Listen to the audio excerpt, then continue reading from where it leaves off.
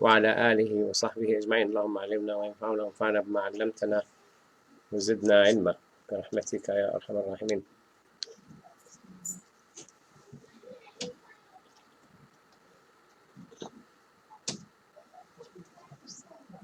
So I thought of going back to Surah 39 today, because the other part there's a lot actually on it in تفاسير.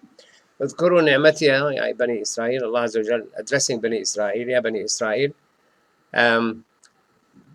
remember my favor upon you, which I bestowed on you, and fulfill your covenant with me as I fulfill my covenant with you, and fear none but me. So here the word أوفوا بعهدي, what's Allah Azza wa Jal covenant took from the sons of Israel.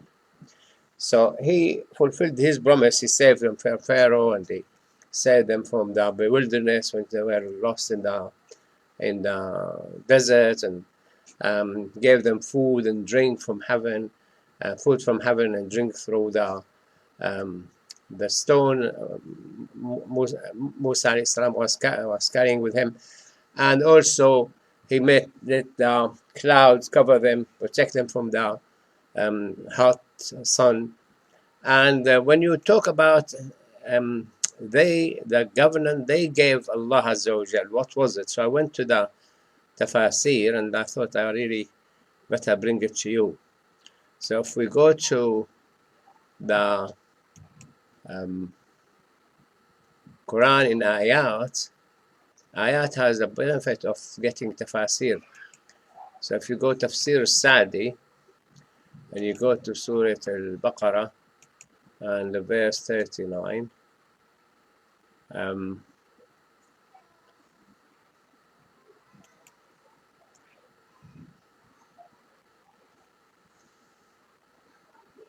you go to Tafsir Sa'di, you go. So Tafsir Sa'di, he did mention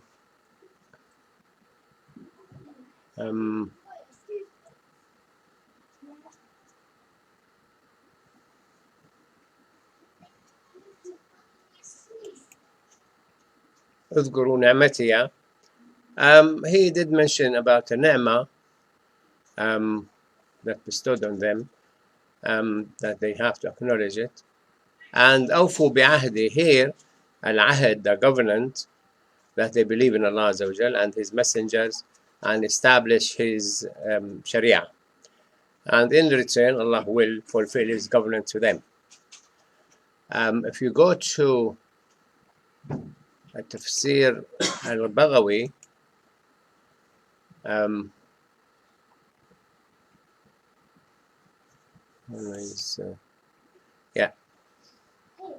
in al-Baghawi again, أوفوا بعهدي, that you obey my orders, and I fulfill my covenant to you by accepting it and rewarding you.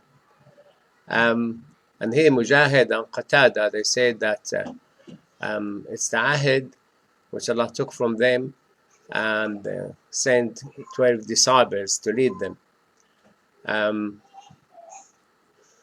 Then he said here, Al-Hasan said it's the Torah. The covenant was the Torah. And Qatil said the covenant was not to worship anything but Allah Azza wa Jal. But here Al-Kalbi said, Ahada, the covenant was that Musa said to them that Allah Azza wa Jal will send an illiterate prophet, and that you should follow him. And he will accept your message, which sent you from Allah Azza wa Jal. And whoever accepts this messenger, which is obviously Muhammad Sallallahu Alaihi Wasallam, Allah will forgive his sins and enter him Jannah. And he will have two rewards, for believing in Musa and for believing in Muhammad Sallallahu Alaihi Wasallam. So the covenant was, this is why I want to bring it to you, that the covenant that I will have to believe in Muhammad Sallallahu Alaihi Wasallam. And if you go to Tafsir Ibn Kathir, there's similar things there. And they go down to the ahad. The ni'mah here, he mentioned one of the ni'mah that Allah Azza wa Jal mentions in the Quran, that he made prophets out of them and he made kings out of them, like King David and others, and Talut. And he didn't give any other of the people at that time. And here he mentioned the ahad, they have to fulfill the ahad of Allah Azza wa Jal, which is and that he will fulfill his part, and they have to accept Allah Azza wa Jal, and that he will send Muhammad sallallahu alaihi wasallam to them. That's ahad, that when he sent Muhammad sallallahu alaihi wasallam and come to them, they have to fulfill the ahad they agreed with Allah Azza wa Jal, the covenant, that they believe in him and they accept him and they follow him, and he will get rid of all the extreme laws Allah Azza wa Jal put as heavy on them, which was quite a burden on them. Allah Azza wa Jal, one of the things that ربنا لا تؤاخذنا بما نسينا واخطأنا ربنا ولا تحمل علينا إصرا كما حملته على الذين من قبلنا ربنا ولا تحملنا ما لا طاقة لنا به واعف عنا واغفر لنا. This is the end of Surah Al-Baqarah. There's quite a few things Prophet Muhammad sallallahu alaihi wasallam came and removed from the law of Musa alayhi salatu wasalam. And here وقال آخرون في التوراة, that it is mentioned in the Torah that he will send from the sons of Ismail a prophet, which is Muhammad sallallahu alaihi wasallam, and he will be a great prophet and all nations will obey him, and whoever follow him, Allah will forgive his sins and enter him Jannah, and he will give him two rewards. وأورد فخر الرازي هنا بشارات كثيرة, mentioned there's a lot of news and foretold news that Muhammad sallallahu alaihi wasallam will come, and in return Allah Azza wa Jalla will forgive them if they follow the message of Muhammad sallallahu alaihi wasallam and enter them Jannah. If you remember last year when we celebrated the Milad al-Nabi in Shelley Farm, I brought to you a film where they went to the Torah and they spotted out the mentioning of the name Muhammad sallallahu alaihi wasallam in the Torah.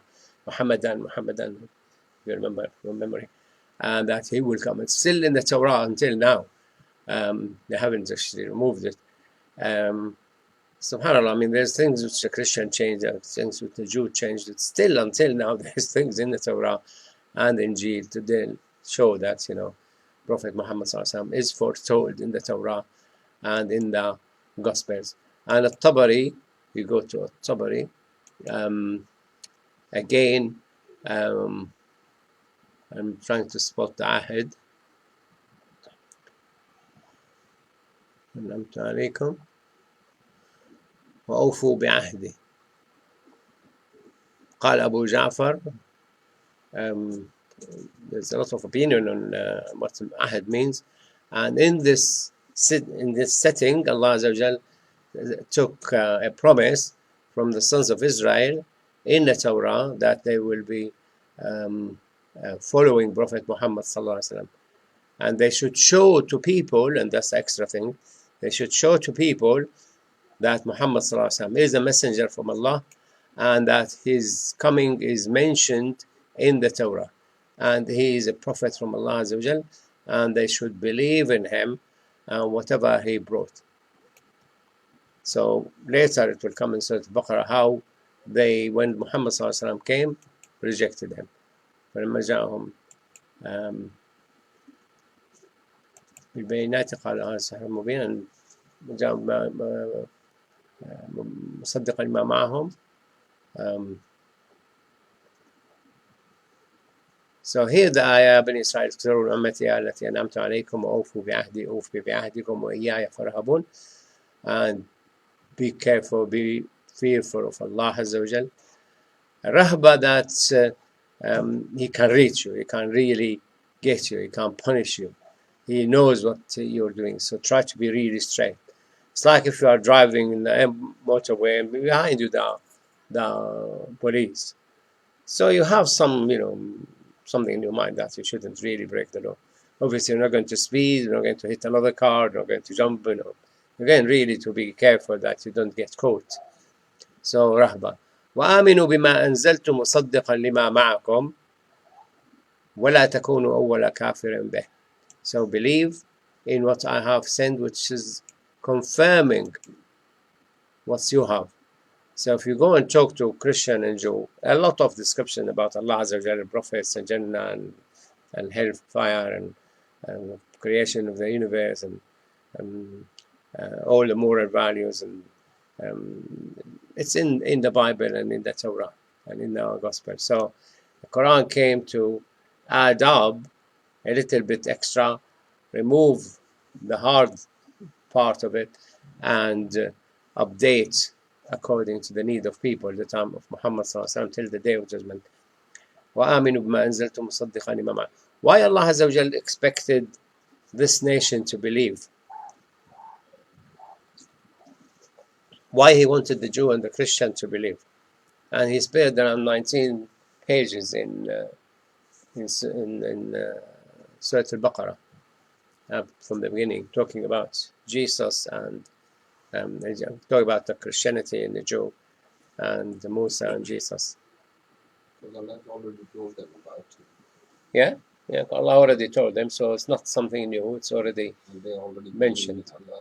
Yeah, already believe in Allah. So and they are aware of the messengers coming down, so there is nothing new for them. So there's nothing new. He's like another older rest of the messenger before him. Or what else? What else you could add? Protect them from hell because Allah is. Yeah, protect them because they need also to save themselves from hellfire. And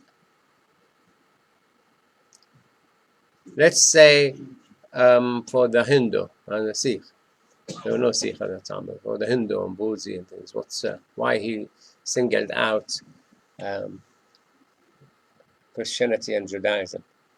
You can eat their food, you can marry their daughters, but you can't do that with the Hindu or Buddhists or any other non-biblical. Because they don't worship the God as we believe, as all the biblical faiths believe. So yes, they worship a God, but not in a way that Allah wants us to believe in. So it has to be some. Tawheed is the difference. Yeah, the heavenly God, because they believe in the heavenly God, and we all acknowledge God in heaven and God who is other than the visible universe. All the Hindu and Buddhism and other religions, they only see the visible universe. They don't accept invisible things that they do exist, because they believe Allah exists and can't see Him, and they believe hellfire is there and Jannah is there, and they believe in next life, and they believe the coming of Jesus, coming back. So the three religions actually have a lot in common. I went once to Bristol. We had a brother called Saqib Hamid, who used to be a student in the school, and he went to Bristol University. He invited me to an interfaith dialogue, and there were a Jewish and a Christian and myself. And amazing the similarity between Aqidah in Islam and Aqidah in Judaism. There's so much in common. I was discussing yesterday with somebody online the similarity between the Aqidah of, and you will be surprised, the Aqidah of Christianity with the Aqidah of Wahhabiyin and Mu'tazila and Khawarij and Daesh and this sort. Because they all believe that Allah Azza wa Jal sat on the throne. Ar-Rahmanu ala al-Arsh istawa. They insist He sat on the throne. And that's what the Christian believe. He sat on the throne. The Christian added that Jesus on His right side. And the Christians say that because He's far away the throne, He couldn't know what's happening on earth, so He sent His Son Jesus. So when Jesus came and then was, according to Christianity, crucified, according to us, Allah took him up to heaven. A Christian had a gap now. How would Allah know?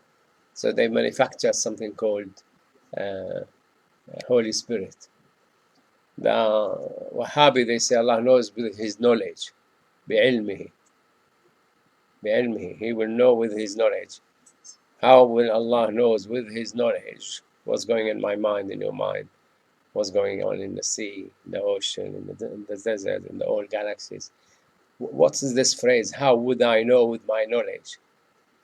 A phrase which they threw, which is similar to Holy Spirit in a way. He will know with His knowledge. I know with my knowledge what you are thinking about. Can you translate it to English? Can you make me understand? So Allah said in the Quran, وَلَقَدْ خَلَقْنَا الْإِنسَانَ وَنَعْلَمُ مَا يُتَوَسْوِسُ بِهِ نَفْسُهُ وَنَحْنُ أَقْرَبُ إِلَيْهِ مِنْ حَبْلِ الْوَرِيدِ. Allah closer to us. He said, verily we created man and we know what his own soul whispered to him, and we are closer to him than his jugular vein. Then how would the Wahhabi transmit this? They say he will know what's going on in your mind by his knowledge, بِعِلْمِهِ. So they have difficulty not putting Allah Azza wa Jal as a body somewhere, and you are here. And they won't accept that Allah, because they think He is a body, come inside you and know what's in your brain. But we don't believe in Islam that He is a body. He is shay, He's something there, Allah Azza wa Jal. But He is completely different than the rest of the created. He is laysa kamithlihi shay, nothing similar to Him. How He knows, He knows. How He hears you, He hears you. How He changes things, He changes things. Because you need to accept that what Ibrahim accepted.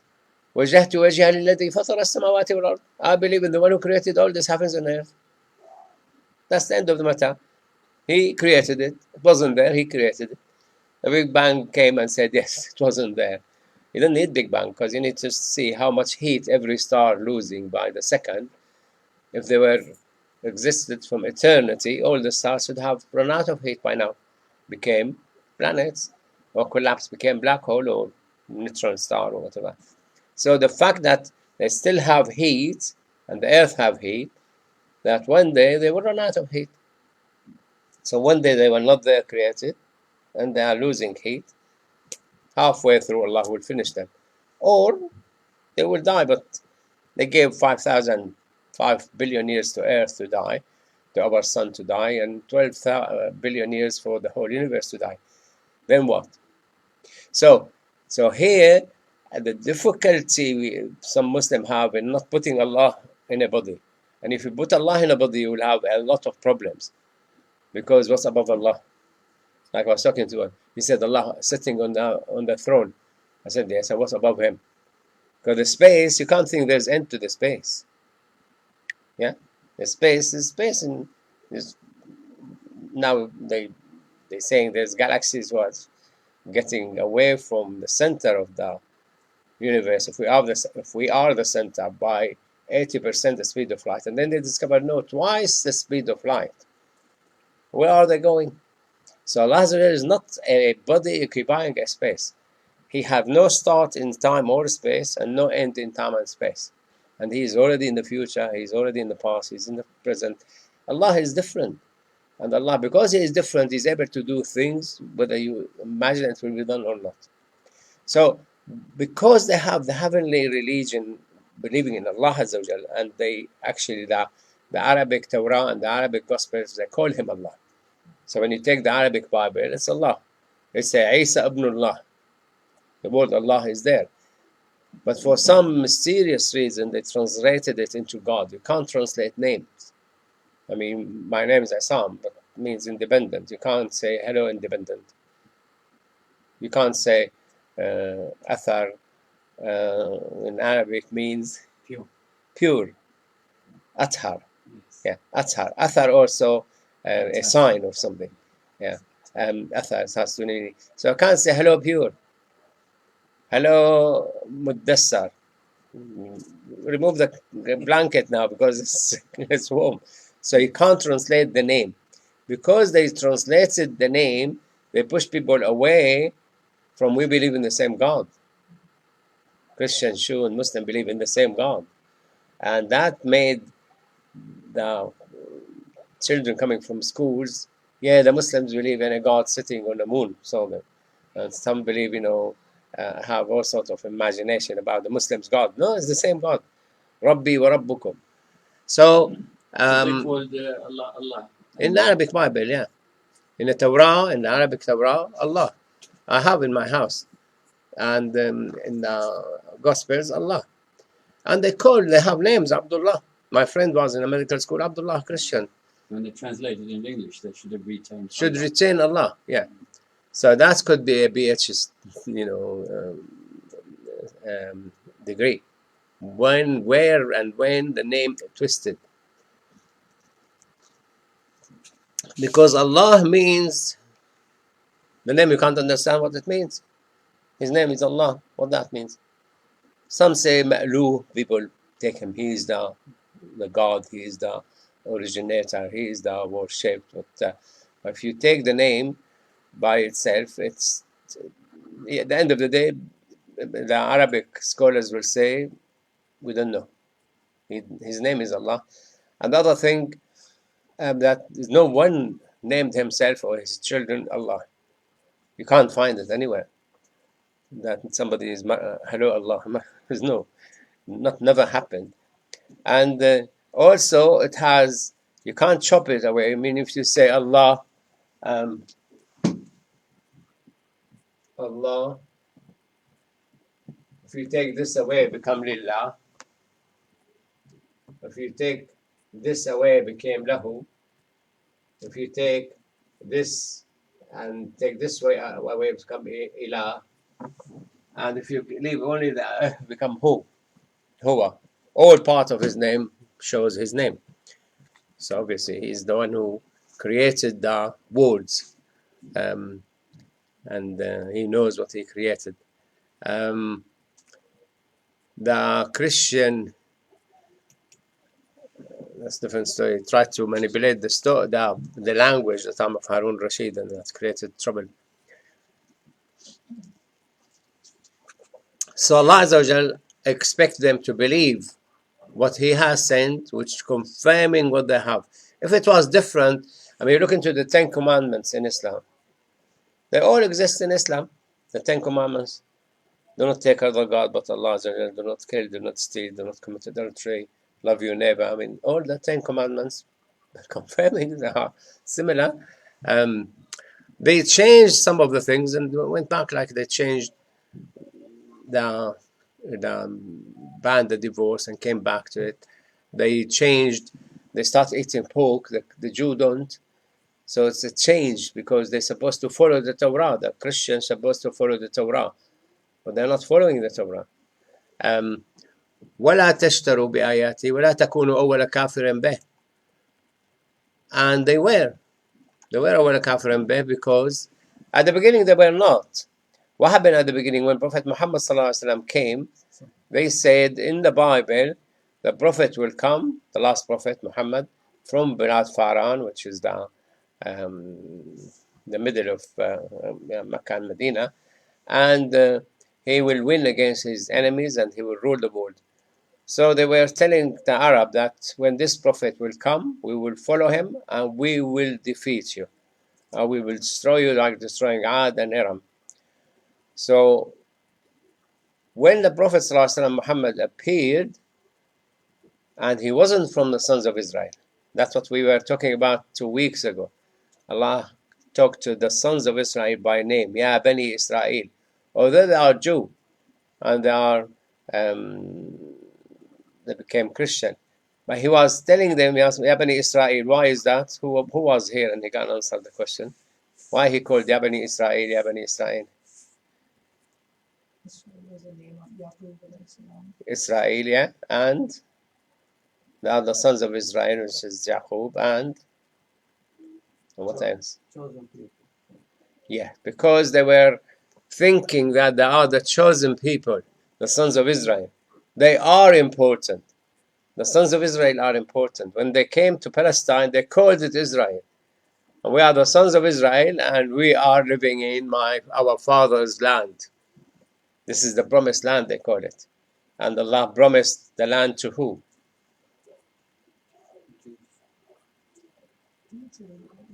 Ibrahim alayhi salam. He said, it's to you and your children after you. And when you come to challenge them with who are the children of Ibrahim, here where they start messing with the law at that time. At that time, the first son inherited the father. And the first son of Ibrahim was Ismail. They say, no, he's the son of Hajar, who was a slave. But when he's born free. And he, in fact, a slave free his mom, become a free woman. So we are still right to say Palestine is to the Arab. But I think, do the Christians not say that Isaac was the first child? The Jews say, or the Christian as well, the Jews say Isaac was the legitimate son. He's not the son of the slave. He's the son of the legitimate wife. Not both legitimate, but this is why was the wife. Because when Ibrahim went to Egypt, the king saw Sarah stunningly beautiful and he wanted to take her. So Ibrahim said to her, say that you are my sister in Islam. Mm-hmm. So she said to Pharaoh that she's his sister. So he wanted to marry her. He tried to touch her, but Allah, because why he say you are my sister? Why he said that? So it doesn't. Yeah, because if it was his wife, he would kill Ibrahim to take his wife, because the only way he can marry her to kill her husband. So she said she's his sister, and tried to touch her. He paralyzed her 3 times, so he was terrified of her. So he let her go, and he gave her Hajar as a gift, so she wouldn't put a spell on him. His mentality that he's a witchcraft or something to his mind. So she gave Hajar as a gift to Ibrahim. He married her. He had Ismail. And in that law at that time, Ismail is free. And he should inherit. But we say, the Muslims say, whoever was living in Palestine, he is Palestinian. The time of Ibrahim, Ismail, Ishaq, Yaqub, Dawood, Yusuf, Suleiman, Musa, Isa, and now. If you want to go and live in Israel, in Palestine, because you think it's a holy land, buy your land, buy yourself a house, buy a land, buy something. But don't go and kill the people and force them out. Like in Deir Yassin, they killed every single man, woman, and children. And they took like Sabra and Shatila in Lebanon. They killed so many Palestinians, and they deported a lot of them. Now, I mean, I used to arrange like Eid get together in hospital and call the reverend, the chaplain from the hospital to our Eid gatherings as well. And they came and they told the story. So it was the Eid al-Adha. And in their story, it was Ishaq, the Ibrahim alayhi Islam was taking Ishaq and sacrificing him, and the ram came. So the whole story, they have got exactly the same Twisted. story. the whole But- story twisted that they took but Ishaq. if it In was fact, very in the different, Bible, and that's how we dig in them, because I'm not expert actually. Ismail was carrying Ishaq. It's 14 years between them. So he was carrying Ishaq when Ishaq came to Mecca. He came once now. There is an Islamic opinion that the person who sacrificed was Ishaq. I think Imam Ali with this opinion. If you check the tafsir. No, when you look into the Arabic tafsirs, it's actually all consensus is. No, it's not consensus. No, not on this. I've heard Yeah. also that there is a slight chance that it might be Ishaq. Yeah, we're not going actually to discuss now history, because the teaching is يرفع القواعد من البيت وإسماعيل ويرفع إبراهيم القواعد من البيت وإسماعيل. So it's not actually in a hadith, which you can't say it's authenticity or it's in a hearsay. It's actually in the Quran, and bring the ayah. يرفع. Do you want to go for فلما أسلم وتله الجبين? No. You want to go for وإذ يرفع إبراهيم القواعد من البيت وإسماعيل yeah, that's ربنا تقبل منا. So So Ismail was old enough to help Ibrahim, but and the the hadith, when Ibrahim became too attached to his son again, Allah Azza wa Jalla wants him to sacrifice the son. So to take every material things out of his heart and only Allah in his heart. But leave that, we'll come to it. When we come to it, we'll come back to it, inshallah. So we managed to get only 2 ayahs, but the idea is just we are thoroughly look into the meaning in the ayah, and do not replace my verses by something cheap. They cancel things and they change meaning of things, and they even take phrases out of the Bible and claim it doesn't exist. Sallallahu alaihi wasallam, Muhammad wa alihi wasallam. We'll finish the Quran session now. We'll go to the topic, inshallah. So I will have to